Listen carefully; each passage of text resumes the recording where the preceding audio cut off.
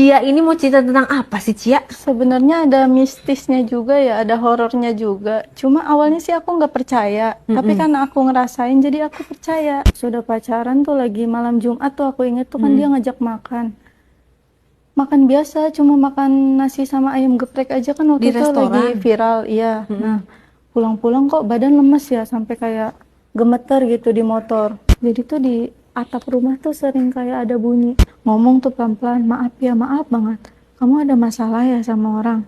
Hah, setiap kumatnya itu muntah darah bisa 1 ember. Itu darah semua. Ya Allah, ya. Besoknya di ronsen. Normal, nggak ada penyakit apa-apa.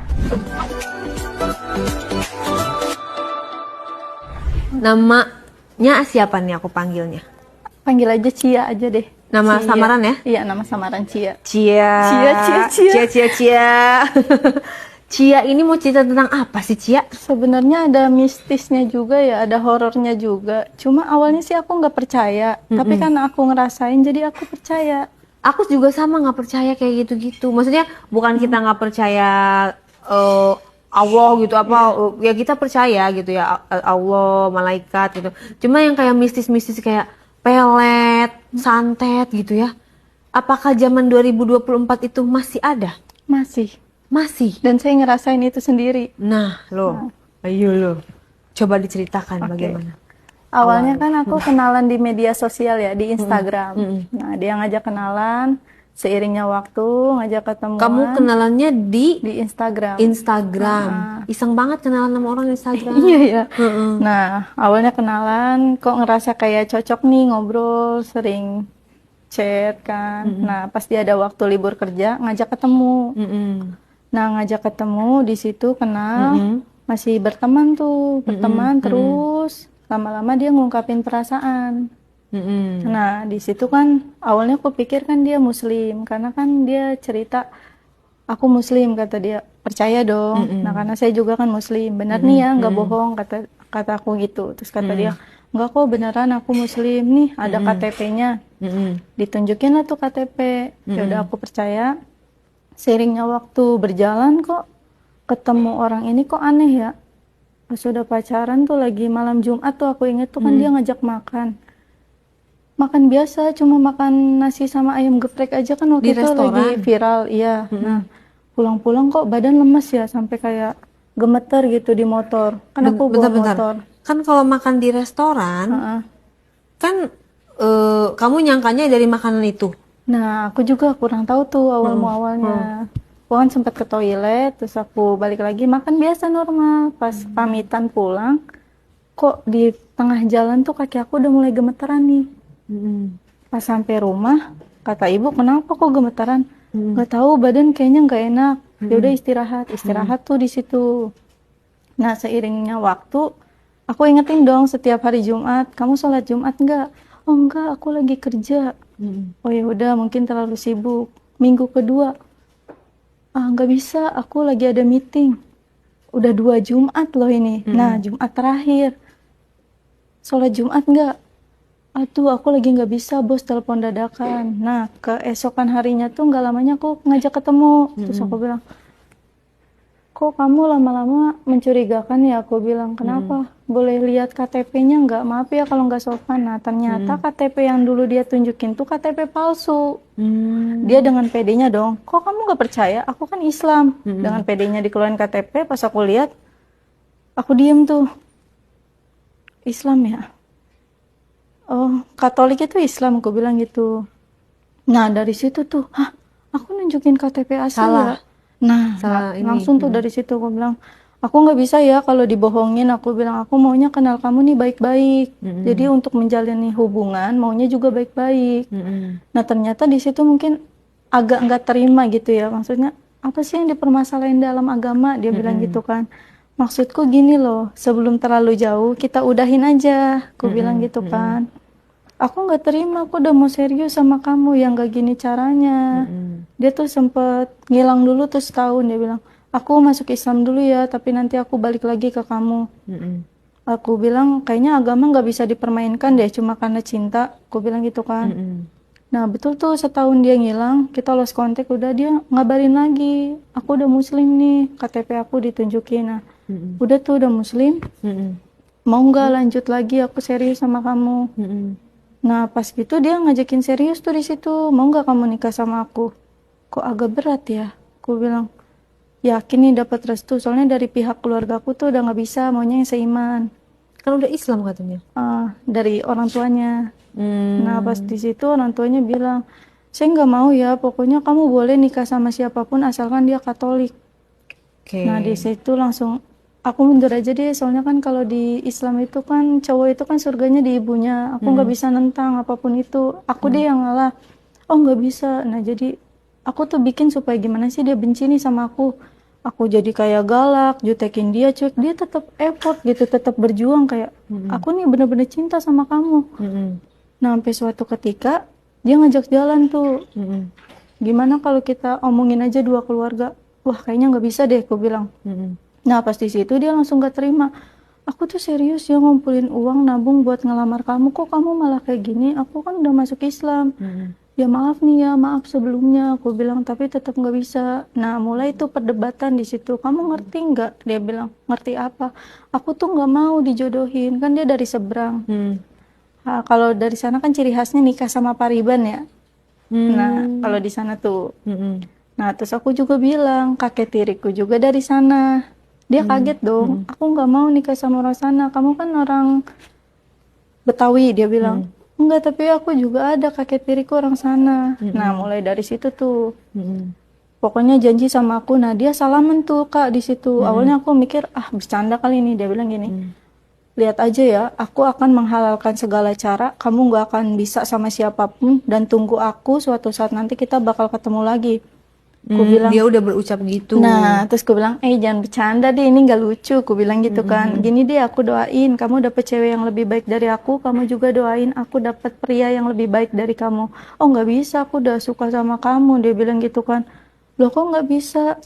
Kan aku juga nolaknya dengan sopan, masih pelan-pelan, nggak ngata-ngatain kamu bahasa kasar atau apapun, Nggak aku bilang menghina, gitu. nggak Nah apa. ya, aku bilang gini, alasan apa kamu nggak mau ninggalin aku bilang gitu. Nah jadi kan aku kenal dari dia tuh, dari dia susah Kak, merintis dari nol sampai dia sukses tuh masih sama aku. Makanya alasan dia tuh itu, buat kayaknya udah deh aku mentok di kamu, nggak mau di orang lain.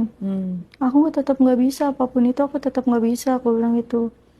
Nah selang itu putus kan, pokoknya aku minta putus, dia tetap masih ngeganggu, aku masih nggak respon. Nah mulai kejadian sekitar 1 bulan ya, itu Setelah baru itu? berasa. Jadi tuh di atap rumah tuh sering kayak ada bunyi, gimana sih, kayak pasir jatuh ke genteng gitu Emang ya. ciri-cirinya kayak gitu? Sering tuh gimana sih, Suaranya? kayak pasir turun ke asbes, kayak seret gitu-gitu, gitu-gitu. Terus kayak ada nenek-nenek ketawa tengah malam. Awalnya tadi pasir di sini di atas iya gitu. di atas kamarku kan, bunyi tuh asbes ya. Kayak gimana sih bunyinya coba? Letuk gimana sih, kayak pasir yang kasar kan kalau jatuh kan kayak bunyi ya, tuh Kerikil. nah kerikil ya gitu, kayak ditabur. Awalnya kupikir ini mungkin kucing kali ya, tapi dipikir kok nggak ada bunyi meong. Nah besoknya lagi bunyi lagi tuh, bunyi ketawa jam 1 malam. Ih, jadi horor. Aku nggak sengaja pengen pipis tuh waktu itu kan. Ketawanya Bunyi. deket, Iya, kayak orang deket gitu. nyata banget itu. Terus aku bilang, aku cuma istighfar, astagfirullahaladzim. Mungkin aku salah dengar kali, aku bilang gitu. Nah itu besoknya lagi sekitar jam 3 aku inget. Aku tidur tuh kayak kaki tuh kayak ada yang megang gini loh. Kupikir aku mimpi, tapi kok kayak nyata kan. Kebetulan aku matiin lampu kamar ya waktu itu. Di atas atap, di atas lemari itu jelas banget. Nenek-nenek semuanya serba hitam, baju hitam, bawa tongkat hitam juga. Terus dia ngomong gini, kayaknya dia ngomong bahasa timur ya, karena kan ku tanya temanku, dia bilang itu bahasa timur. Nah kalau yang dari timur kan ibunya, nah bapaknya dari seberang. Di situ tuh dia ngomong, kamu tuh jangan ganggu cucu saya, kamu jangan sakitin cucu saya. Nah saya mikir, saya nyakitin gimana, orang saya Siapa juga juga ngomongnya yang bisa pelan-pelan gitu kan. Oh, jadi udah Cucunya mikir ke aja. sana. Nah Udah mikir ke di orang udah itu. udah diteror tuh dari situ. kayak kok ini orang apa bukan ya, kayak ini mimpi nggak sih, tapi nyata gitu, tapi serem, kayak nggak bisa jawab, cuma kayak diam aja. Nggak pingsan, nggak shock. Enggak, cuma Gue mau kalau ditatungin gitu bisa pingsan loh. itu langsung nggak lamanya kan hilang. Terus ku bilang, ini apa ya Tuhan, ku bilang. Ku tidur langsung kayak kanan kiri gelisah tuh, kayak nggak bisa tidur lagi gitu. Nah besok paginya tuh ibu mulai gelagat aneh nih ngelihat aku, katanya kok nama dia disebut-sebut terus. Nama dia sama kamu? Nama mantanku tuh terus Oh, disebut-sebut. kamu nggak sadar? Antara sadar nggak sadar, tapi kayak pas diginiin ibu langsung istighfar deh, astagfirullahaladzim, kamu tuh dari tadi ngomongin dia aja. Oh iya, aku bilang gitu. Terus masih diam. Nggak mungkin, dia iseng, ini halusinasi kali, kupikir gitu kan. Nah seiringnya waktu sempet ngechat lagi kan, kamu lihat nanti ya, kamu nggak akan langgang sama cowok, sama siapapun itu. Oh, jadi dia kayak masih neror gitu. Aku bilang, jangan kayak gitu dong. Aku bilang, aku udah coba ikhlasin nih, lupain kamu, kamunya juga harus ikhlas. Aku bilang gitu kan. Selang berapa bulan ya, 8 bulanan tuh aku mulai deket tuh sama orang. Nah sempet pacaran juga. Dia tahu, tiba-tiba dia ngabarin, kamu lagi deket ya sama orang di Instagram.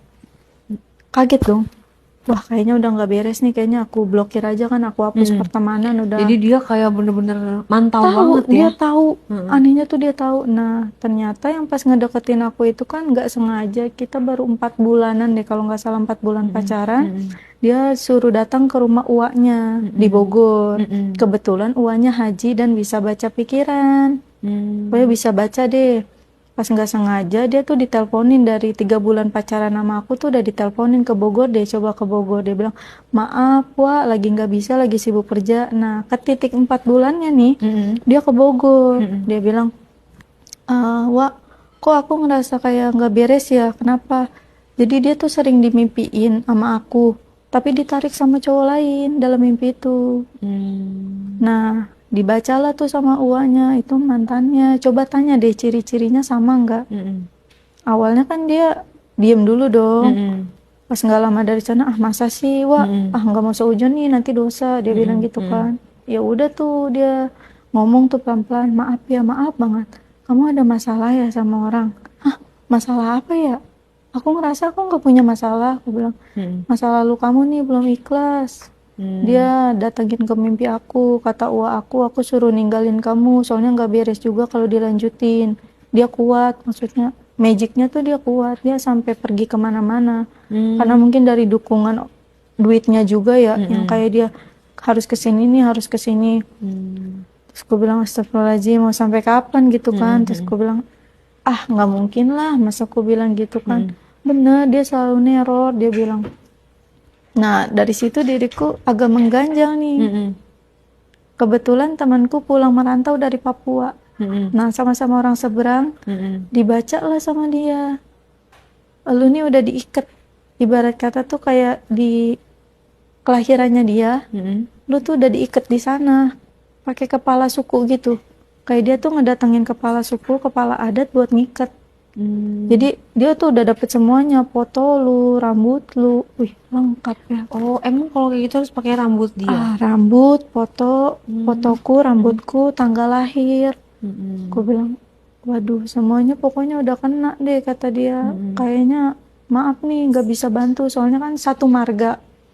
Kalau di mereka tuh kan kalau satu marga nggak bisa, nggak boleh ikut campur kayak masing-masing. Duh gimana ya, aku bilang.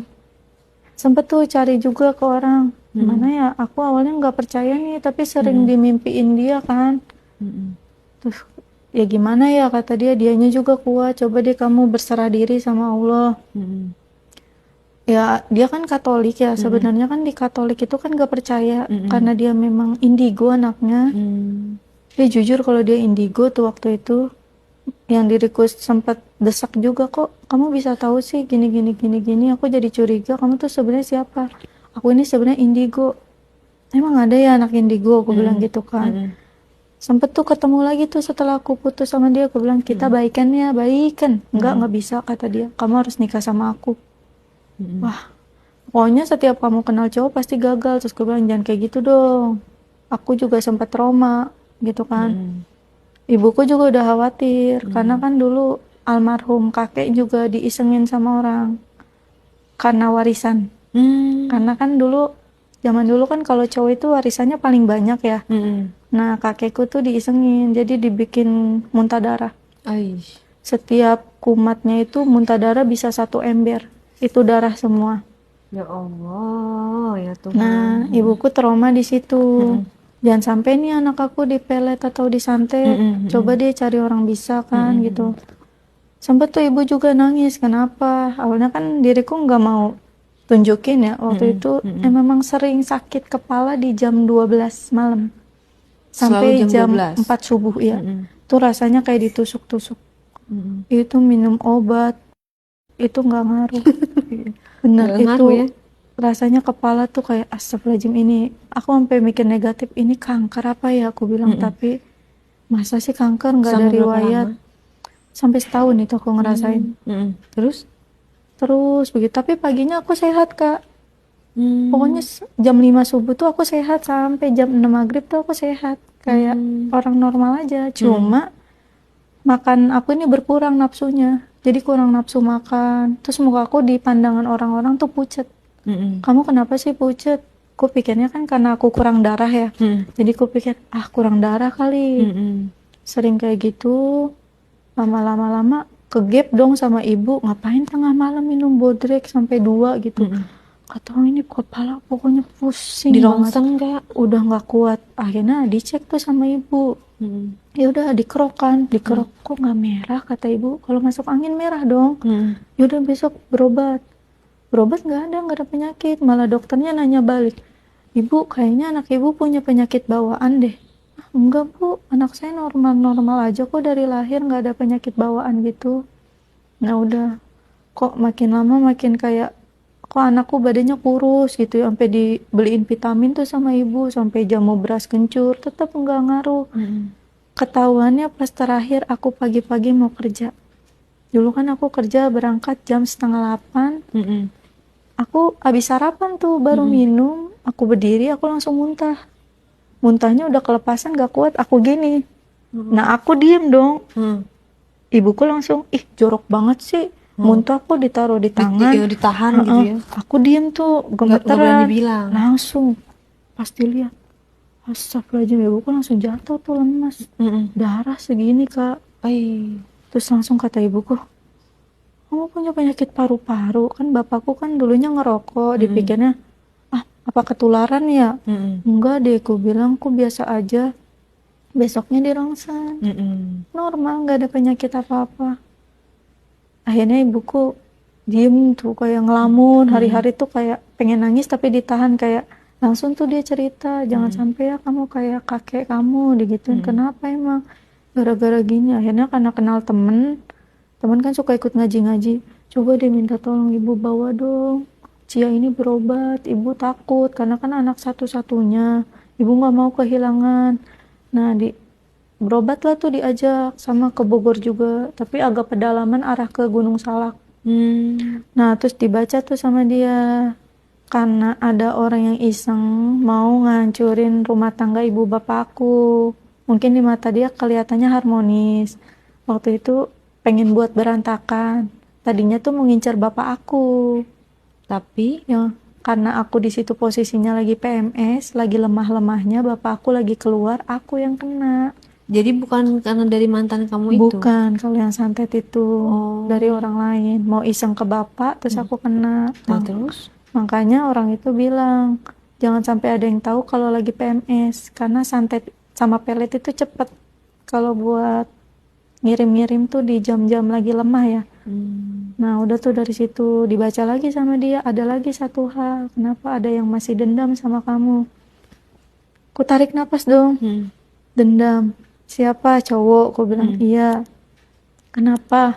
Pada intinya sih cuma satu bu, dia bilang waktu itu. Saya jujur aja ya, maksudnya mungkin Allah udah kasih jalan nih Cia kesini, kan aku sama ibu aku juga dikasih tahu bahwa dia nih ngikat si Cia ini udah banyak, jadi dia hitungannya pakai per tahun. dimana hitung-hitungan kelahirannya dia tuh dikaliin, jadi dia bilang sih abisnya tuh di 33. 33 apa tuh? 33 tahun usia aku. Sekarang kan 26.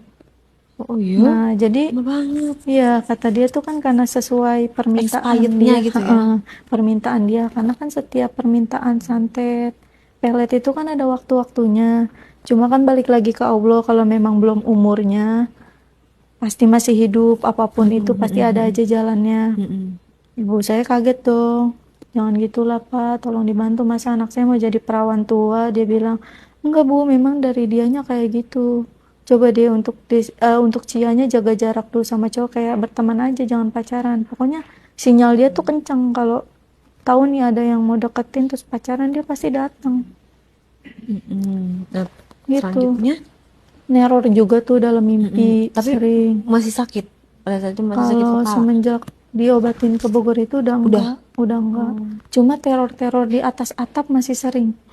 Itu dilakukan yang dari ngarahin ke orang tua itu. Iya kayaknya dia masih Di atas dendam atapnya mungkin. gimana neror? Kadang kayak ada bunyi bola jatuh, dak gitu. Terus batu. Sempet sih temen yang kalau kata orang Sunda apa ya, apes mungkin ya, liatnya naas. Dia main ke rumahku pulang maghrib. Kata ibu bapakku, jangan pulang dulu dek, tunggu ajan dulu masih maghrib. Ya Pak, soalnya saya buru-buru dicariin ibu, takutnya kelamaan kan habis kerja kelompok. Dia pulang tuh keluar ngelihat bola api tuh arah ke kamarku. Dia langsung pulang ngebut itu sekencang-kencangnya. Terus dia langsung WA, kok rumah lu serem ya, kata dia. Hah, serem gimana? Iya, saya ngeliat bola api merah, saya juga merinding terus ke arah kamarmu itu. Ah masa sih? Gue nggak sempat videoin, kata dia, gue takut karena kalau menurut orang Jawa itu tuh santet. Kalau masih merah itu dia masih nyari tumbal, makanya gue nggak mau apes, kalau gue berhenti di situ ntar dia makan gue dong. Ah emang iya ya, aku bilang. Iya, disebutnya banaspati. Apa itu? Itu yang bola api. Pokoknya dia kalau belum dapat mangsa tuh merah, menyala gitu. Kalau udah dapat mangsanya dia berubah jadi biru cerah gitu. Nah awalnya juga nggak mau Gitu ya? percaya, cuma ya gimana ya. Nah seiringnya waktu kayak masih menentang nih, ah punya Allah lah, nggak usah takut gitu kan. Terserah nih dia mau ngikat sampai 33, dia bilang. Kalau dibaca sama orang bisa tuh dia bilangnya sebenarnya dia sengaja Bu, nyisengin Cia ini sampai lama, nanti ujung-ujungnya dia yang bakal jadi pahlawan kesiangan. Kayak seakan-akan nih dia datang nih, kalau saya baca dia bilang niatnya serius, bener-bener serius mau nikahin, cuma caranya yang salah. Caranya harus pakai gitu dulu ya. Nah makanya dari itu kalau suatu saat di 33 masanya habis nih dia datang, dia ngajak nikah, ibunya ngomongnya pelan-pelan aja, karena kan dia egonya tinggi ya. Jadi kayak ya udah terimain aja asal muslim, tapi dengan satu syarat, lepasin semua yang pernah diikat. Soalnya kalau nikah pakai pelet itu kan nanti nggak bagus juga buat kedepannya. Nggak akan langgeng ya. Karena kan ada jin juga kan di hubungan itu. Nah ngerasa sih pas, ya juga sih pas deket sama dia, kok setiap deket sama cowok kadang cowoknya mau, akunya enggak. Kayak males pacaran, kayak ya kenal aja deh dulu temenan, nanti akunya cocok cowoknya enggak, cowoknya cocok akunya enggak, nanti akunya udah sama-sama cocok orang tua kitanya enggak. Pokoknya ada aja di situ. Terus sampai mikir gitu, pernah sih sampai kepikiran, sampai nangis gitu tengah malam, kayak kegap lagi tuh sama ibu, kok bisa sih anak ibu nangis, biasanya enggak. Nggak tahu, kadang kepala sakit kepikiran dia terus. Aneh, kepikiran dia tuh selalu di hari Jumat. Dan dia tuh selalu ngajakin ketemu aku tuh main selalu hari Jumat. Kadang gue pikirnya, dia tuh selalu ngomong gini, aku sengaja tahu hari Jumat ketemu kamu, hari Jumat kan hari baik. Aku percaya aja dong. Nah terus kadang gue pikir, coba dia inget-inget, dulu pernah diapain aja, dia bilang. Pernah sih dulu lagi bercanda, lagi makan, dia megang kepala. Terus sempet nengok tuh kayak komat kamit gitu, cuma aku pikir, apaan sih, udah kayak dukun komat kamit. Waktu dia belum ngomong tuh, akunya belum tahu gitu. Terus sempet pegang tangan, dipegang tuh sama dia sampai panas tuh. Apaan sih naruh apa sih, aku bilang. Ternyata kata orang bisanya tuh pas megang kepala dia ngambil rambut. Karena rambutku rontok jadi nggak ketahuan, langsung dikantongin. Udah tuh dari situ Terus? kenal cowok gagal. Kedua kalinya lagi kenal cowok nih. Baik nih awalnya, aku kenal dia udah 11 tahun. Teman sekolah dulu, jadi aku pikirnya gini, kali nih santet ini apa pelet bakalan luntur kali ya, aku kenal orang lama gitu kan. Kenal tuh seiringnya waktu 4 bulan, kok dia berani ngedorong gitu, lagi bercanda tapi ngedorong. Kok aku pikir main fisik ya. Terus aku mikirnya, bercanda kali ya, aku bilang gitu. Cuma seiringnya waktu kasar. Dianya. Heeh. Kasar main tangan deh, pokoknya sampai nggak wajar deh, sampai berani mukul gitu kan. Di situ langsung mikir, astagfirullahaladzim, perasaan emang nggak bisa apa dibilangin baik-baik ya. Aku langsung nggak mau negatif dulu deh, aku bilang gitu. Ingin tahu nih etikat dianya gimana, karena aku kenal neneknya ya, aku datang baik-baik lah sama kakak sepupu, minta maaf kalau ada salah, gini-gini nggak bisa lanjut. Soalnya kalau kekerasan mohon maaf ya nih, aku udah nggak bisa toleransi, aku maafin. Tapi kalau buat sama-sama lagi nggak bisa. Ibarat kata dia berani mukul aku di depan umum, gimana nanti aku udah berumah tangga. Habis aku bonyok yang ada. Terus kata neneknya, ya udah nggak apa-apa, nenek mah ikhlas, emang bukan jodoh. Nah dari situ tuh, dari situ Gagal lagi. gagal lagi. Terus? Aku udah trauma banget nih, kayak udahlah kayaknya udahan aja deh, maksudnya udahan, aku sendiri dulu tuh kan. Sempet kan aku cerita juga kan sama kakak sepupu, dia mikir, lu belum move on kali, dia bilang. Ih sumpah demi Allah gue tuh udah move on, tapi aneh kepikirannya dia tuh selalu kayak Jumat, malam Sabtu atau malam Senin tuh selalu kepikiran dia tuh. Ini otak tuh kayak ngeliat cowok aja kayak ini dia nih kayaknya nih mirip nih, tapi kok tegesin lagi kayak astagfirullahaladzim bukan. Kok bisa begitu ya? Nggak tahu, kayak ngelihat yang postur badannya sama aja, pasti kayak dari jauh tuh, dia kali ini dia. Sampai kata saudaraku, nih kayaknya lu harus diruqyah deh, dia bilang gitu kan. Pengen dong kalau ada yang ampuh, channel dong, channel, dia bilang gitu kan. Temanku juga cerita tuh, ya ini mah pengalamannya sama kayak gue, Cia. Kenapa? Ya gitu, mantan diputusin malah iseng. Terus kupikir, ibuku juga makin ngeri kan, jadi kayak udah deh, udah lu diisengin, dikirim pelet, apalagi zaman sekarang kan di berita banyak tuh cinta ditolak, pembunuhan. Iya Nah benar. ibu tuh takut, Dendam. iya dendam, padahal kan memang bukan jodoh ya. Terus kayak kupikir aja gini, coba deh aku sendiri dulu deh, dia mau masih ngeganggu nggak ya, aku bilang gitu kan. Ya udah ya, jangan pacaran dulu, dekat berteman aja tuh. Datang belum lama dalam mimpi 2 kali berturut-turut. Awalnya aku nggak mau percaya, kayak kok dia lagi gitu. Dia datang cuma ngomong gini, kamu mau nggak nikah sama aku?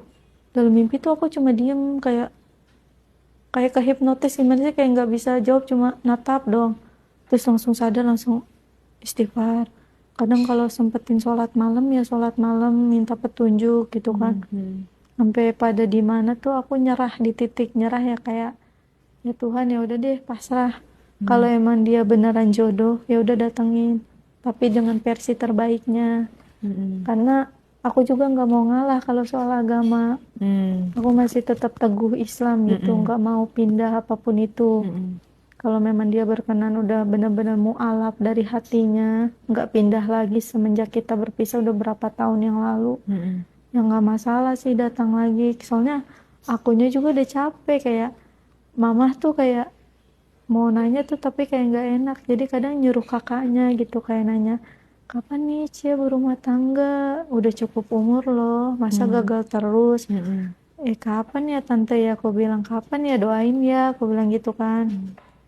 Terus ibu juga kayak yang awalnya tadi bersikeras nggak setuju gitu, kayak tiba-tiba tuh akhir-akhir tahun ini tuh dia luluh gitu. Setahun ini tuh luluh, kayak mama ngerestuin kamu deh sama dia, kalau beneran dia datang baik-baik, tapi jangan isengin kamu ya, dia bilang. Yang penting selamat ya, lah yang anaknya penting gitu kamu ya. selamat deh, daripada kamu terus-terusan diisengin nanti berumah tangga gagal-gagal, kasihan di kamunya juga, dia bilang. udah deh mama ikhlas deh, biarin, dia bilang yang penting kamu tetap Islam deh. Ya nggak tahu, udah lost contact, akunya juga udah ganti nomor. Pada saat itu aku bilang aku udah nggak tahu kontak dia di mana, sampai Mm-mm. aku pernah sharing juga kan ke mamanya temen tuh kan lagi Mm-mm. merantau, dia orang seberang. Aku bilang, Nande, Nande, kan Nande itu kan ibu ya. Mm-mm. Ini gimana ya solusinya? Hah, solusi apa? Kalau diisengin gini-gini, ternyata Nande juga punya pengalaman kayak gitu. Dia bilang gini, dari sekian cerita, dia cerita dulu, pada intinya ngasih nasihat ke aku tuh kayak gini, kamu ada nggak barang-barangnya dia? Ada sih, dia sempet ngasih barang ke aku gitu kan, tapi kamu ngasih barang nggak ke dia? Belum sempet, karena waktu itu kan dianya udah dioper keluar kota, aku bilang, Mm-mm. jadi aku jarak jauh. Kalau di daerahku, kalau orang iseng gitu gampang, kalau dia naruh barang di rumah kamu itu tuh selalu kepantau sama dia. Lah, kok kayak gitu, kayak jam, baju atau gimana. Cuman nggak sembarangan ngebuang itu. Kalau aku dulu dikasih jam, baju sama mantannya, dia lari ke orang bisa dulu, sama kepala adat dibacain dulu, baru dibuang ke kali. Mm. Soalnya kalau kamu cuma buang-buang aja, tuh nanti nggak efek, sama aja. Nah, terus dia berpesannya gini, pesannya gini Bu, untuk Cia sama ibunya kalahin ego. Walaupun dia yang iseng nih main dukun atau main pelet yang gak wajar, kitanya ngalah aja. Jadi kayak ngalah, kayak seakan-akan, dia gak salah nih, dia beneran tulus nih cinta Mm-mm. sama anak saya. Mm-mm. Jadi nanti ada momen dimana kalau bisa kamu cari dia sebelum terlambat Bu. Minta maaf. Walaupun dia salah atau gimana, mungkin ada penolakan yang dia nggak terima, minta maaf. Tapi kalau emang Tuhan berkehendak jodohnya, ya udah Bu, ikhlasin aja kesalahan dia. Karena saya juga ngerasa, jadi kan dia diisengin sama mantannya. Pas nikah sama suaminya tuh nggak ada perasaan. Jadi Mm. kayak terpaksa dulu, kayak gimana sih, karena orang tuanya nggak setuju, kamu nggak boleh nih, kamu kan pariban, nggak Mm-mm. bisa. Akhirnya kenal cowok 6 bulan, kamu mau nggak nikah sama aku? Mau. Itu Bu, saya ngerasanya tersiksa gitu. Mm-mm.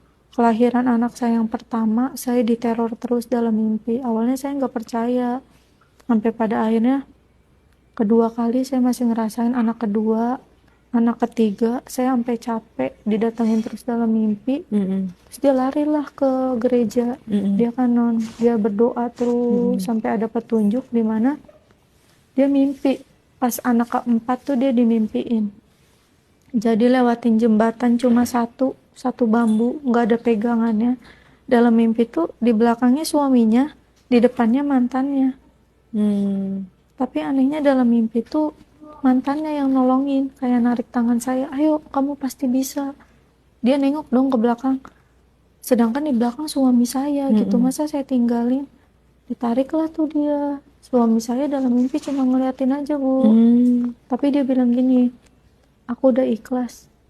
Bayangin Bu, dia bilang, aku nikah muda sampai punya anak 4, itu baru ikhlas dia. Aku bertahan selama anak 4 itu karena suaminya juga bisa. Suaminya punya pegangan dan ngerti. Oh, jadi bisa Kayak, nolongin juga, nah bisa makanya, ngobatin gitu. kalau si Cia nikah sama orang yang nggak ngerti, itu bisa hancur Bu. Percaya nggak percaya memang ada. Tuh. Hmm. Jadinya ya udahlah, Mm-mm. terima nasib ya, takdirnya begini. Aku udah, Jadi sekarang yang dirasain apa? yang dirasain paling suka kepikiran dia aja sih. Malam-malam masih suka sakit? Kalau sakit enggak, paling mimpi. Mimpi? Masih Sering sering mimpi dia. mimpi? Hampir tiap hari? Kemarin sih 2 kali. Dalam 2 minggu, seminggu sekali tuh mimpi dia terus. Kayak sama kata-katanya, kamu mau nggak nikah sama aku? Aku cuma bisa diem. Mungkin dari raga batin aku kali ya yang Mm-mm. nggak terima, atau kamu nih iseng. Hmm. Coba datangnya baik-baik. Mm-mm. Kadang cerita sama ibu, kayak ibu juga, aduh dia lagi Kenapa maunya nggak apa ngubungin sih? dia aja? Lu maunya apa sih sini deh Nah gitu? itu, aku sempet cari tahu sih tentang dia, nomornya udah hilang, aku juga udah ganti Sosmednya? kartu. Sosmed waktu itu sempet ketemu sih di Nah, kalau TikTok. ketemu dia tuh ya, sampein dia tuh. Saya bingung antara percaya nggak percaya. Soalnya saya bukan gimana, saya percaya sama Allah aja udah ya kan. Iya, Ya itu tuh udah kuasa Allah lah. Yang penting kita banyak berdoa. Nah, kamu sampein tuh sama orang itu, jangan ganggu-ganggu atau gimana, atau kamu mau nikah atau gimana, coba. Ya, Kali aja dia nonton di sini. amin. Untuk masa lalu aku, mohon maaf ya kalau sebelumnya ada kata-kata yang menurut kamu tuh kasar, aku nolak kamu atau gimana. Sebenarnya dibilang sayang sih sayang, cuma aku kan juga ngalah. Aku juga nggak mau egois, kita sama-sama mempertahankan agama. Jangan sampai karena cinta agama kita tuh terbelah.